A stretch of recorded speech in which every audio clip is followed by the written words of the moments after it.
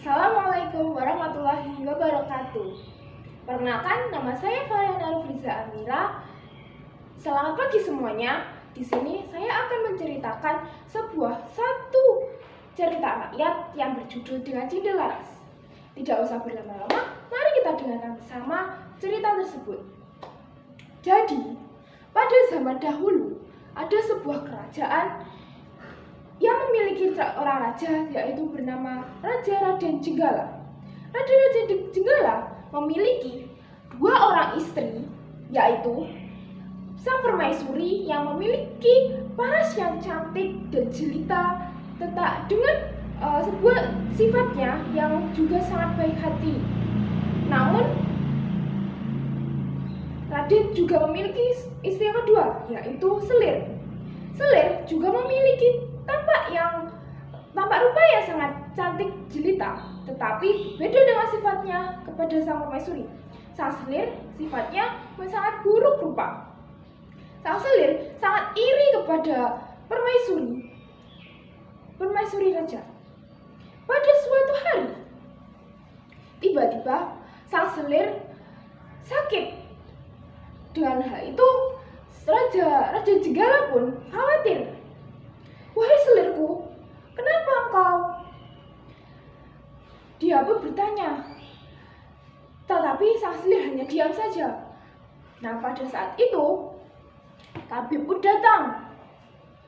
Sang raja bertanya kepada tabib, "Tabib, ada apa dengan Selirku? Kenapa Selirku terkapar lemah seperti itu?" Tabib pun menjawab, Selir raja sedang diracuni, Baginda." "Apa? Siapa yang berani meracuni Selirku?" ucap sang raja.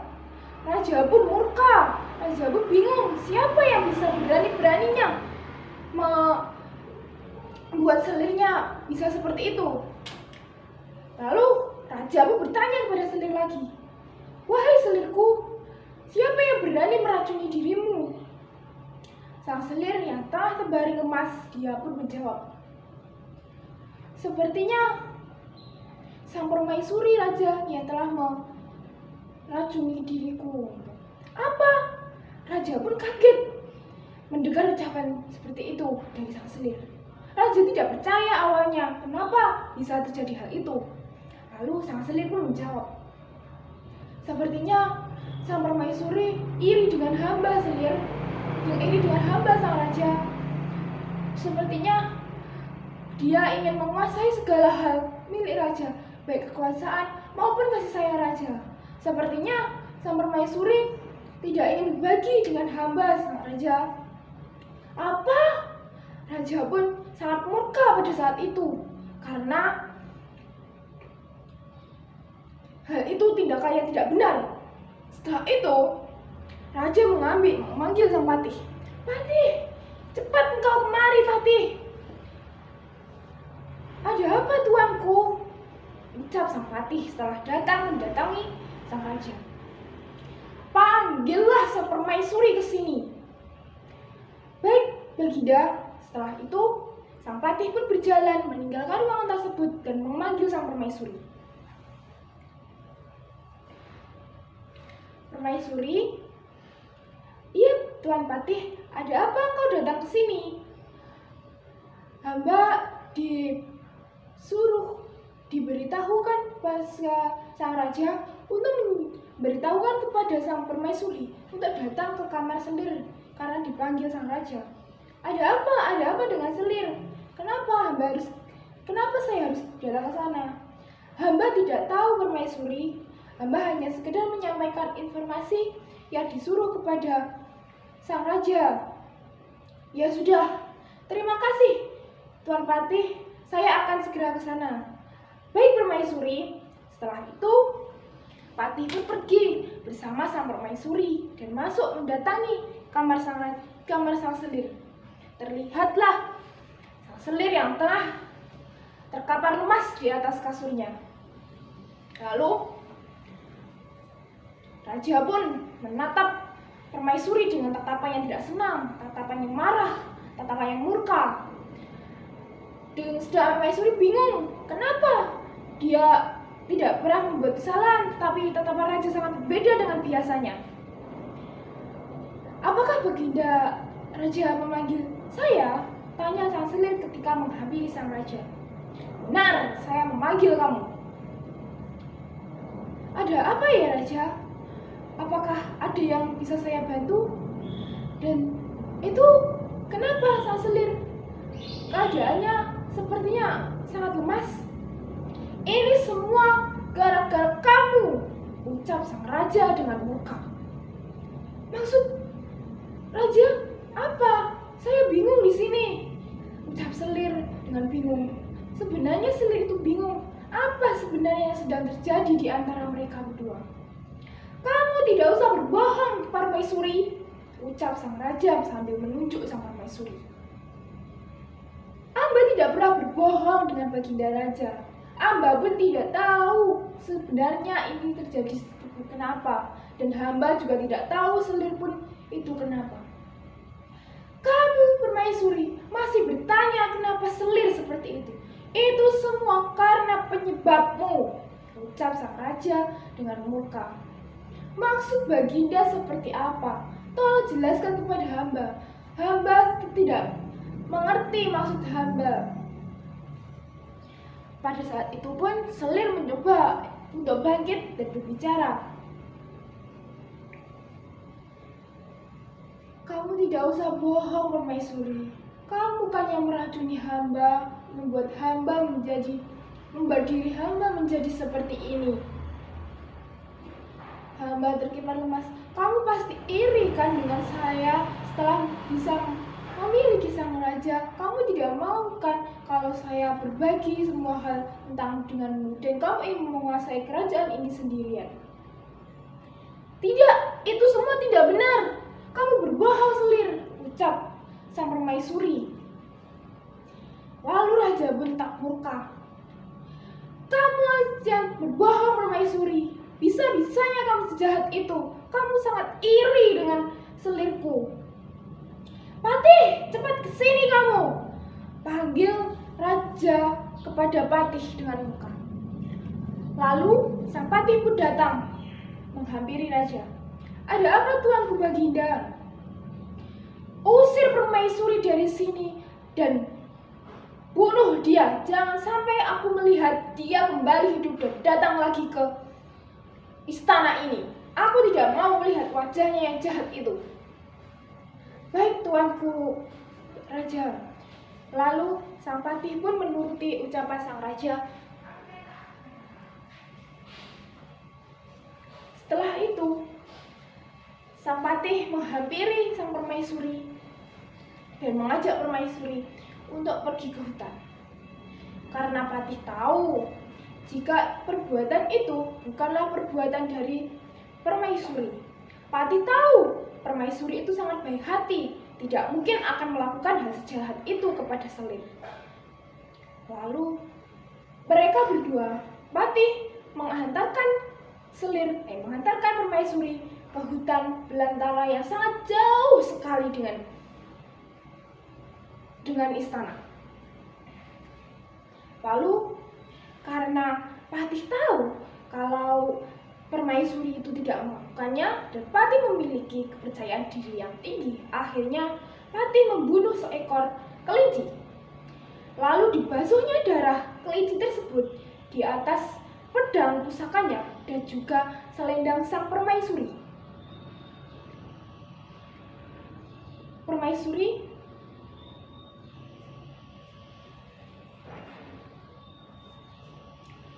Permaisuri,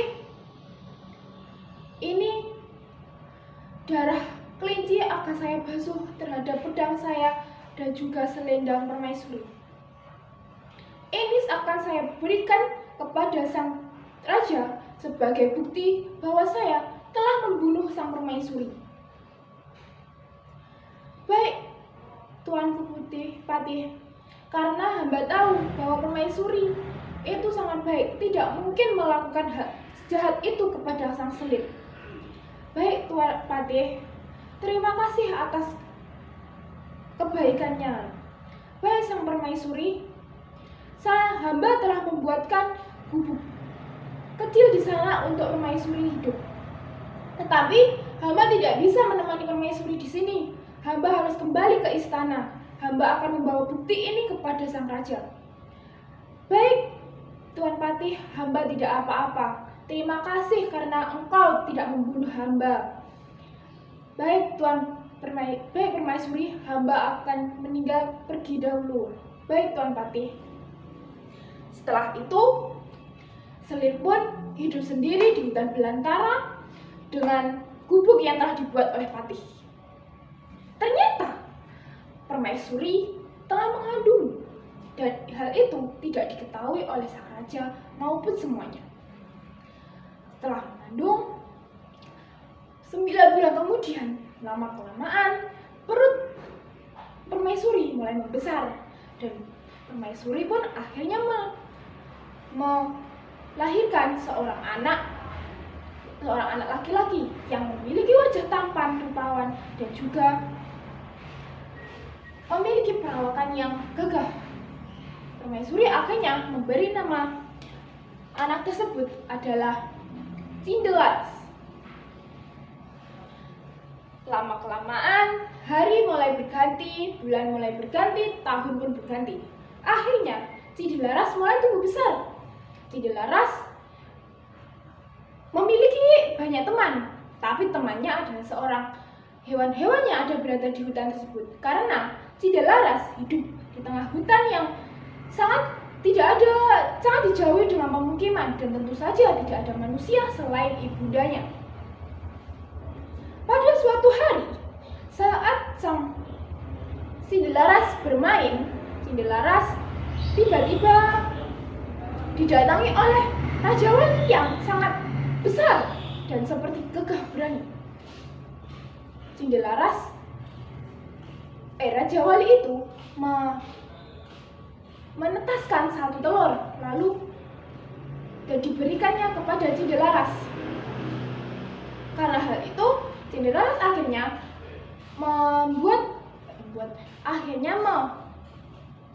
mengarami telur itu dengan ayam yang ia punya. Lama-kelamaan, telur itu pun menetas, dan akhirnya keluarlah ayam jago yang memiliki tubuh kekar dan juga memiliki suara khas yang indah. Cindelaras merawat jago itu dengan baik. Pada suatu hari, Cindelaras mendengar suara kokokan jago itu. "Kukuruyuk, tuanku Cindelaras tinggalnya di hutan belantara, anaknya Raja Jenggala. Kukuruyuk," kokok dari ayam tersebut. Ketika mendengar hal itu, Cindelaras kebingungan. Maksudnya bagaimana? Apakah benar dia merupakan seorang anak dari raja? Karena kebingungan hal itu, akhirnya Cindelaras pun menghampiri ibundanya dan bertanya, "Ibunda, apakah benar yang dikatakan oleh ayam tadi?" Akhirnya ibundanya menjelaskan, "Benar anakku, kamu sebenarnya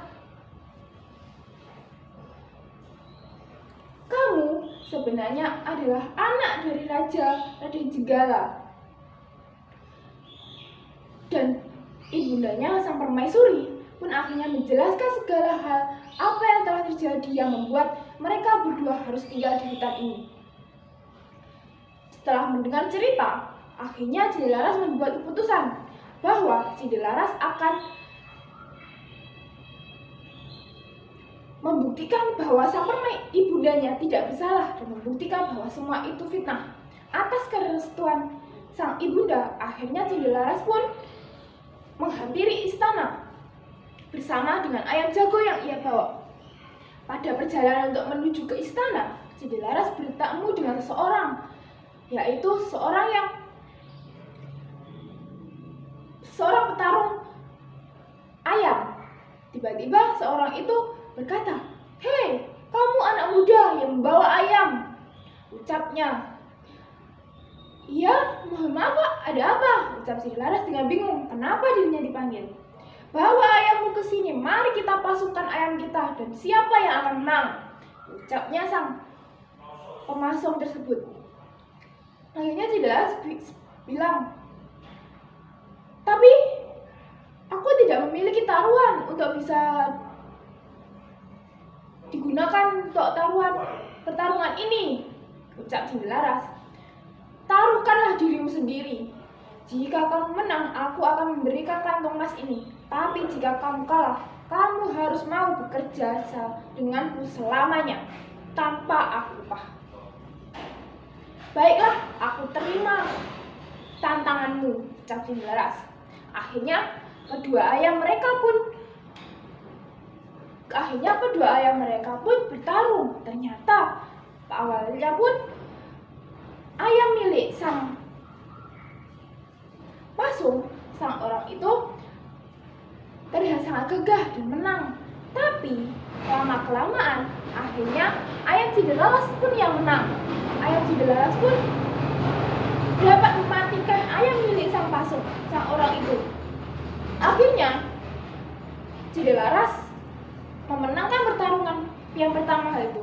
Ini uang hasil taruhanmu. Ayammu sangat bagus ternyata. Aku memberikan sebuah emas ini sebagai pertaruhan yang telah kita janjikan tadi, ucap orang itu. Baik tuan, terima kasih atas pertarungannya. Akhirnya dari hal itu Cinderella mulai terkenal. Banyak orang yang mengenal bahwa ayam Cinderella itu sangat kuat.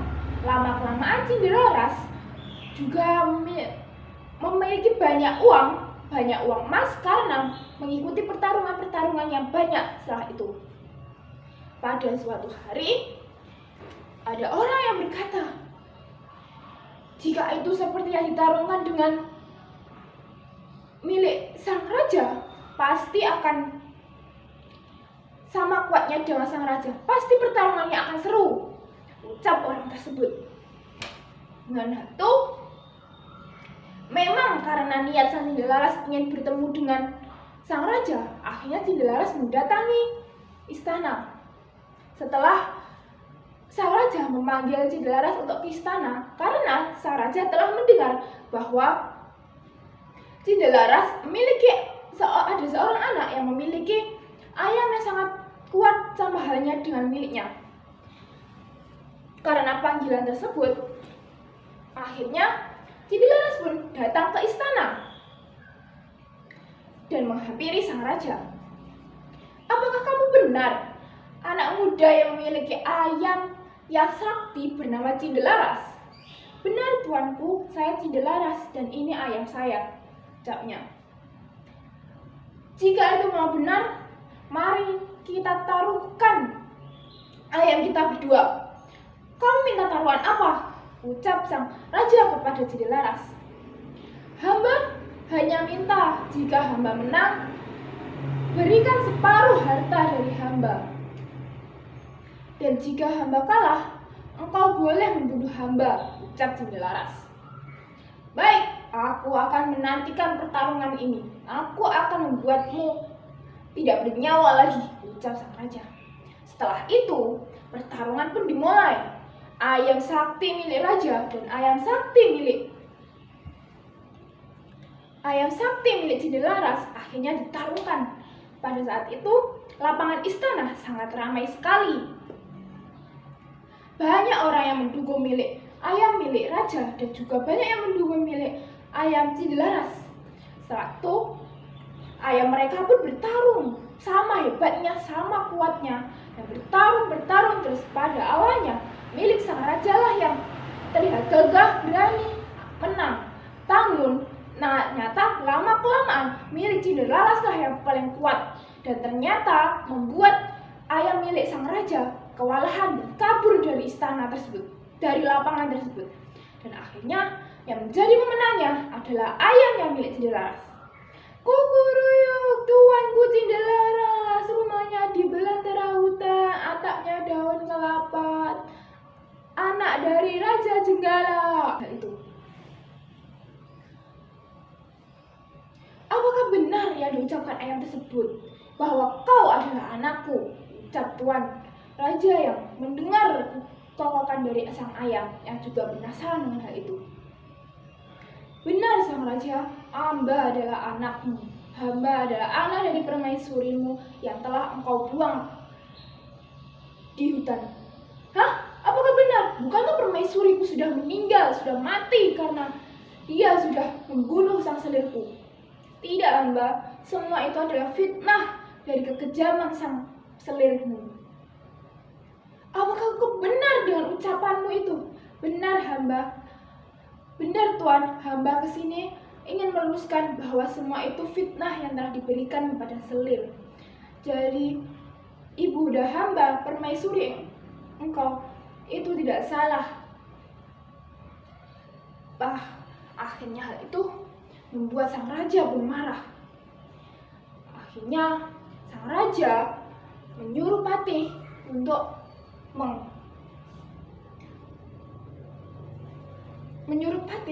mengusir sang selir dari kerajaan karena sang selir sudah memfitnah sang permaisuri. Akhirnya sang raja pun berkumpul kembali dengan sang permaisuri dan juga Jendelaras. Mereka bertiga hidup bersama dengan berdamai setelah peninggalan sang selir dan tidak ada kekejaman lagi di antara itu. Gitu singkat cerita rakyat dari saya yang bertujuh Jendelaras. Terima kasih dengan perhatiannya. Wassalamualaikum warahmatullahi wabarakatuh.